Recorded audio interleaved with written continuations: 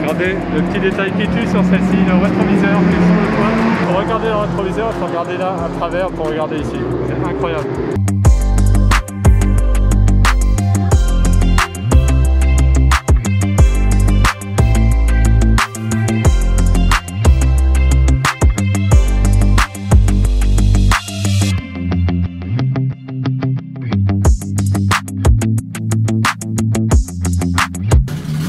Et aussi nous avons une Lancia Stratos dans un état incroyable, comme neuve. C'est une voiture mythique des rallyes.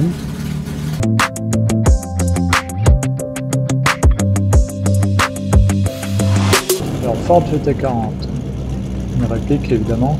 Alors regardez la découpe de la porte qui permet d'accéder plus facilement à la voiture, puisque aux 24 heures du Mans, il courait vers les voitures, il montait dedans, il devait partir le plus vite possible. Donc ça permet de faciliter l'accès à bord de la voiture, parce que la voiture est très basse. D'ailleurs le nom GT40 vient de 40 pouces, donc c'est la hauteur de la voiture, donc 1m02, c'est vraiment très bas. Alors ici nous avons une magnifique Talbot Lago T26 GS. Vraiment très belle, j'adore ces voitures. Et ici nous avons une Talbot Lago T26C cette fois en jaune, donc ça veut dire que c'est une voiture sûrement belge, puisque jaune est la couleur de la Belgique, comme le bleu la France, etc. Regardez l'avant, vraiment magnifique cette voiture. Je suis fan de ce genre de voiture, le cigare là de l'époque. Alors là je suis absolument fan d'une Talbot Lago T150C, appelée Goutte d'eau, dessinée, carrossée par Figoni et Falachi. Franchement, regardez-moi cette élégance, là, tout en aérodynamisme, et on voit que ça représente vraiment une goutte d'eau. Même l'arrière est dingue, et l'intérieur magnifique. Bon, là on voit pas trop avec les reflets.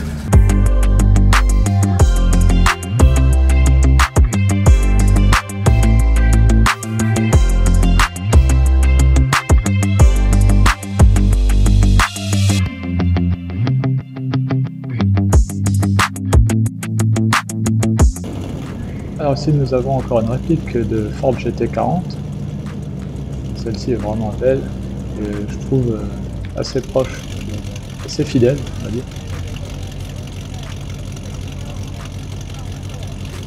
Là regardez, là le toit est bombé donc pour laisser passer le casque parce que c'est une voiture vraiment basse comme je vous ai dit tout à l'heure. 40 pouces seulement de hauteur, 1m02, d'où le nom GT40. Alors ici on a une Bentley 8 litres Short Wheelbase. Alors là on s'en rend pas compte mais c'est énorme. Et ça c'est des voitures qui faisaient les 24 heures du Mans. C'est ça qui est incroyable. Regardez, je suis presque obligé de lever le coude pour pouvoir vous filmer l'intérieur. C'est énorme. Alors là on a plusieurs Bugatti, alors attention, hein, beaucoup de répliques. Hein. D'ailleurs je sais même pas s'il y a une vraie dans le lot. Mais bon c'est pas grave, hein, perso j'adore. Allez, on continue avec les avant-guerres. Alors là, on a une Delahaye. Alors Delahaye, généralement, c'est des 135. On va regarder ça. Alors regardez, 135 S. Après, on a une Citroën 5 HP. Et après, on a encore des Bugatti. Alors là, pareil, je sais pas vous dire si c'est une vraie ou pas. Pour le savoir, en fait, il faut regarder avec la plaque d'immatriculation sur Internet. Alors là, regardez le moteur. On a même des bougies de secours. Très jolie aussi cette relais. Non, c'est comme si elle venait d'être restaurée, comme si elle était neuve en fait. Alors ça c'est une Ford. Alors, regardez comment elle est bizarre avec son cul tout pointu là. Marqué Apollo 11. C'est une Ford Speedster tout simplement. Alors là on a encore des rivets. Et alors là on a une Alfa Romeo, donc c'est une réplique de Tipo 159. Là on a encore une Bugatti type 35 ou type 37. Là on a une Ford. Et là on a, alors ça je sais pas trop ce que c'est, on va regarder. Alors, regardez, là on a vraiment le moteur apparent, il n'est même pas caché. Tout est vraiment apparent sur cette voiture. Regardez, là on a les pédales. Et là par contre on a ce truc là, je sais pas ce que c'est. Ah, le capot en fait il est là. Là regardez les roues, jantes en bois. La chaîne de transmission là qui est bien visible. Ici on a une Peugeot. Là, on a une Delage. Une Renault. Berlier. Une Alfa Romeo 8C Monza. Alors ça, c'est assez rare. Hein. Type 35 jaune. Ça veut dire qu'elle est certainement belge. Ici on a une ERA Grand Prix.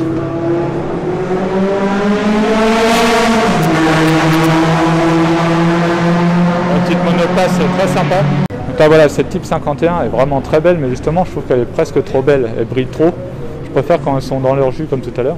Là regardez ce que c'est ça. Vous savez ce que c'est? Ça c'est une pompe à huile à main. Donc c'est le passager qui doit pomper pour la pompe à huile. Ouais. Alors ici on a une DB, donc c'est une marque française qui a couru au Mans. Alors ici nous avons la 405 T16 d'Ari Vatanen qui a fait le Paris-Dakar. C'était en 1990. Donc là clairement c'est une voiture qui m'a fait rêver moi quand j'étais petit. Et ici nous avons la 405 T16 qui a fait le Pack Explique, pareil avec Vatanen. Celle-ci est mythique également. Donc, ce qui est impressionnant dans les voitures qui font Pack Explique, c'est l'aileron arrière qui est vraiment énorme. Alors lui je ne sais pas ce qu'il nous a fait comme délire. Il s'est fabriqué une remorque avec une Mustang. Donc là on a un arrière de Mustang. Et là un avant de Mustang. En plus donc la même couleur que la sienne. Et le mec il s'est fait une remorque. Très belle réplique de la Cobra.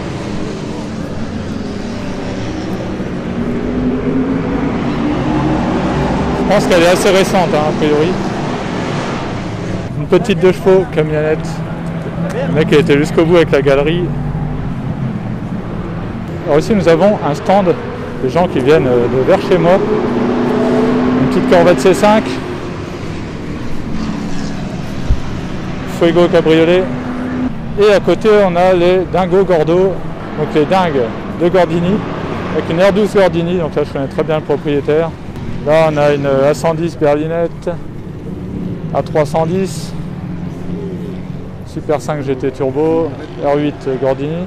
Alors ici on a une Porsche particulière parce qu'elle a fait pas mal de road trip, de raid même, de rallye raid. Du coup elle a roue de secours sur le toit et tout, alors je crois qu'elle a un nombre de kilométrage énorme. Alors regardez, on peut voir, en fait il a fait le tour du monde avec, hein, carrément. Et là on a Ferrari 360 Modena, voilà, la même que la mienne. Avec des jantes noires. Et alors lui à l'arrière c'est pas une grille, c'est peint. On peut voir que c'est peint. Bon après le principal c'est l'effet, hein. Par contre ça refroidit pas mais c'est assez sympa. Ici on a une Alpine A110, donc la dernière, en bleu forcément. Alors ici on a plusieurs américaines, donc là on a une Camaro, Pontiac Trans-Am. Encore une Camaro là, plus ancienne. Alors la première Lamborghini que je vois, il n'y a jamais beaucoup de Lamborghini au Classic Day. Donc Gallardo, Lamborghini dans une config bien flashy. Donc là ici on a une Marcos, donc voilà, j'aime beaucoup les Marcos. Lancia Beta, version Spider. Alors ici il y a des voitures bien sympas qui viennent d'arriver, donc là on a une Ferrari 328 GTS, Maserati 4200 GT et Lamborghini Diablo. Alors la Diablo c'est vraiment une voiture qui me fait rêver de plus en plus. Je crois que là elle va rentrer dans les voitures que je projette d'acheter. Alors pas tout de suite, hein, parce que ça vaut au moins deux fois le prix de la mienne. Mais voilà. Donc voilà, donc celle-ci c'est une VT. Et il pleut dans les bottes. Regardez, c'est le cul énorme, c'est super large. Je pense qu'il faut faire bien gaffe en conduisant ça. Voilà, c'est vraiment j'adore. Donc là on a les portes en ciseaux. À l'intérieur de celle-ci est assez jolie par rapport à d'autres, donc c'est pas la première génération. Elle est vraiment belle. J'adore parce qu'en fait cette voiture là, en fait, on a des perfs vraiment top et en même temps le côté ancien, le charme de l'ancien, et ça reste une vraie Lambo et voilà, génial. Alors d'ailleurs, j'ai commencé à me renseigner un petit peu sur l'entretien des Lamborghini parce que comme je vous ai dit dans une précédente vidéo, j'ai hésité. Alors c'est vraiment dans un projet à long terme, hein, c'est pas du tout à court terme, donc d'acheter une Lamborghini en V12. Donc voilà, j'adore la Diablo, j'aime bien aussi la Murcielago. Je pensais que le Murcielago était sûrement moins cher d'entretien, plus facile à entretenir, mais en fait en me renseignant, on m'a dit l'inverse. Alors, je me suis renseigné auprès de gens vraiment qui connaissent bien. Il y a quelqu'un qui a travaillé chez Joe Macari pendant plusieurs années, donc c'est pour vous dire. Et donc ils m'ont dit plutôt l'inverse, parce qu'en fait c'est de la mécanique assez simple là dans la Diablo. Contrairement à la Murcielago où il faut déposer le moteur apparemment assez régulièrement pour n'importe quel entretien ou quoi. Là c'est assez simple, la mécanique est fiable, contrairement à ce qu'on pourrait croire. Par contre on peut avoir pas mal de petits trucs électriques, mais rien de grave en fait, c'est que des petites bricoles, soit des cosses qui s'oxydent ou des trucs comme ça. Donc finalement voilà, ça peut être une bonne option, une Diablo. Après on a une Jaguar Type E, là une petite Morgan 4x4, petite Ferrari California, Dodge Challenger, Mustang, Alfa Romeo 4C Spider, voiture vraiment top, Corvette C7 Grand Sport, c'est la version intermédiaire entre la C7 classique et la Z06, et à côté donc Ferrari 360 Modena avec les bandes de la Challenge Stradale, c'est pas tout à fait le même d'ailleurs. Alors ça c'est une Sun Car, c'est assez rare, assez sympa, une Ondine Gordini. Je connaissais les Dauphine Gordini, mais Ondine Gordini, je ne savais pas. Alors ici on a une Lamborghini assez rare, c'est une Jalpa équipée d'un petit moteur, hein, parce que c'est pas un V12. Hein. C'est une voiture qui valait pas énormément il y a pas si longtemps, on a dû prendre un peu de cote. Mais ouais, c'est une Lamborghini qui reste assez abordable. En plus elle a un design assez sympa, perso j'aime bien. À côté, on a une Gran Turismo, on en a même deux, quattroportée, Spider, Grand Sport. Le Grand Sport, c'est la version un peu plus hardcore de la 4200 GT. Là, justement, on a une 4200 GT. Et là, on a une Ghibli. Alors ici nous avons aussi une Ghibli mais ancienne génération, hein, rien à voir avec les berlines d'aujourd'hui. Alors ici nous avons une 360 Modena dans une très belle config. Donc là on a un bleu nuit, je sais pas si c'est le bleu Podi ou je pense que c'est le bleu Podi, avec l'intérieur gris. Donc j'aime bien la Modena de cette couleur, ça change. Alors c'est pas d'aujourd'hui que Porsche fait des diesels, hein. On a un tracteur Porsche diesel. Alors ici nous avons une F355 Berlinetta. Alors ici nous avons plusieurs Tilbury, SMS Tilbury.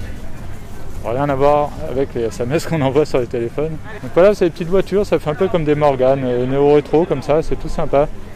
Voilà, l'intérieur assez joli aussi. Là on a pas mal de BM série 6 pour les fans de BM. Là après on a un club de 205 GTI. Donc il y en a pas mal, il y a même une 309 GTI là.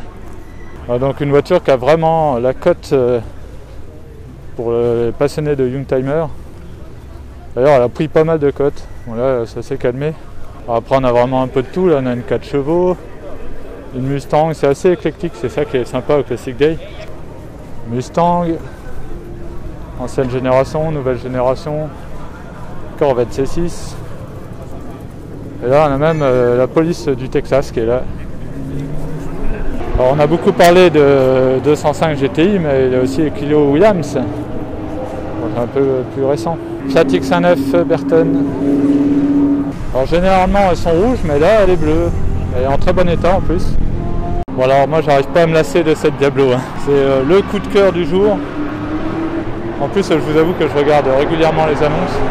Donc voilà, on va croiser les doigts pour que la cote ne monte pas trop. De toute façon, généralement c'est cyclique, hein, donc si ça monte, après ça va redescendre. Donc, ce qu'il faut, c'est l'acheter dans le creux de la vague, quoi. Et là, on a passé un cap et aujourd'hui, la bulle est plutôt en train de se dégonfler. Donc Du coup, voilà, mais bon, on verra. C'est pas du tout pour tout de suite, mais franchement, moi j'ai gros coup de cœur. Alors ici, nous avons une Opel Speedster. Donc là, je vous rappelle que c'était ma première voiture de sport, l'Opel Speedster. Donc moi, j'avais un Atmo, comme celle-ci d'ailleurs. A priori, c'est une Atmo. Corvette C6 Z06. Très bon rapport prix-performance. Hein. Alpine à 110. La nouvelle Jean Redélé. Encore une petite Burton, moteur de chevaux. Viper SRT10, 360 Spider, décidément beaucoup de 360. Et la particularité de celle-ci, c'est que c'est une boîte manuelle. Donc ça commence à coter un petit peu ça. Alors j'ai retrouvé la Lotus Eleven qu'on avait vue tout à l'heure de loin. Alors là on a une petite Dauphine qui a été courcisée, mais par contre tout l'extérieur est gardé dans sa patine d'origine. Ce qui fait un truc assez sympa. Alors ici nous avons une très belle Peugeot 302 Special Sport. Bon, absolument magnifique cette voiture. Je vous montre l'intérieur. Alors ici il y a beaucoup de monde autour, mais on a une 205 T16 en rallye. Très impressionnante, très jolie. Voilà le moteur. Alors là nous avons Henri Vatanen en train de signer donc, des autographes.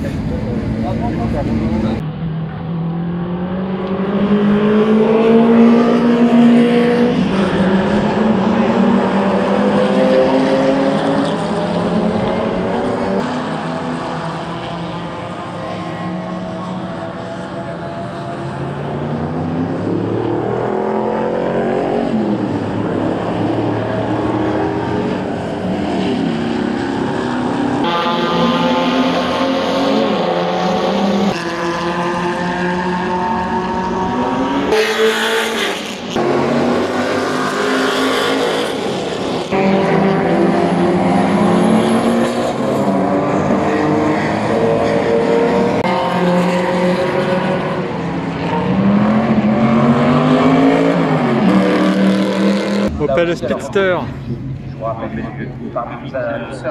Encore une, alors celle-ci rouge, intérieur rouge, full red.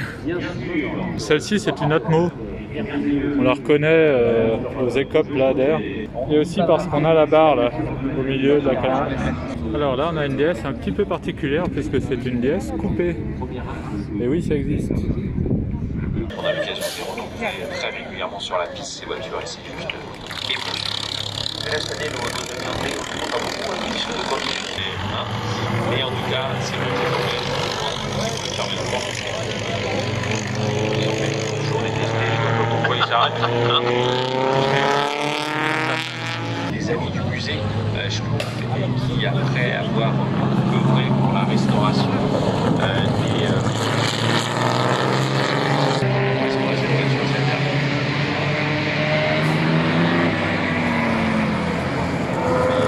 bagarre entre la MG techniquement doit mieux marcher. Alors ça c'est aussi une approche qui est très intéressante, c'est-à-dire que les MG misaient sur ces petits cylindres et qui à mon avis ne se laissent pas forcément faire par ces jeunes prétendants avec leur Bugatti juste derrière. Organisateur aussi, on a un ancien organisateur. Alors il a voilà, la T26. Alors ici nous avons une Opel GT mais préparée par Roy Rogers, c'est un préparateur italien et il n'y en a que même pas 60 en fait. Regardez, l'intérieur est super joli, déjà c'est beaucoup plus joli que la version originale. Donc du coup il n'y a pas de badge Opel nulle part, hein. C'est le badge Roy Rogers de partout. D'ailleurs on voit le drapeau italien là. Donc quoi, c'est un préparateur italien. Donc voilà, là on a une Opel GT très rare. La Diablo qui va partir avec Cold Start.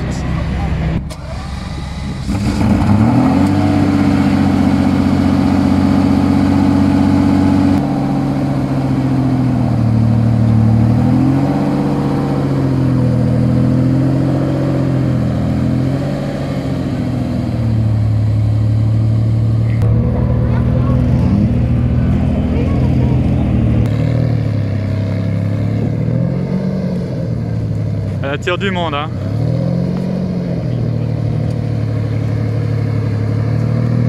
Passage délicat.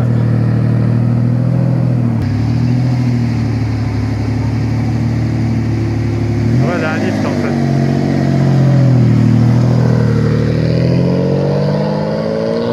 voilà pour cette édition des Classic Day 2020, donc c'était assez sympa. Donc déjà merci à l'organisation d'avoir quand même laissé l'événement parce que c'était pas gagné à cause du Covid. Donc voilà, il y avait le port du masque obligatoire, mais ça c'est pas très grave. Alors un petit peu moins de monde que d'habitude je dirais, mais bon tant pis, c'est pas grave, c'était cool. Donc pas de parking, venez en ancienne, mais bon à cause du Covid aussi, mais c'est pas grave. Voilà, donc une super journée. Merci d'avoir regardé la vidéo. Si vous avez aimé, n'hésitez pas à laisser un pouce bleu, n'hésitez pas aussi à vous abonner, à activer la petite cloche, comme ça vous êtes au courant dès que je mets une nouvelle vidéo. On se retrouve à très bientôt sur tout le berzingue. Allez, salut!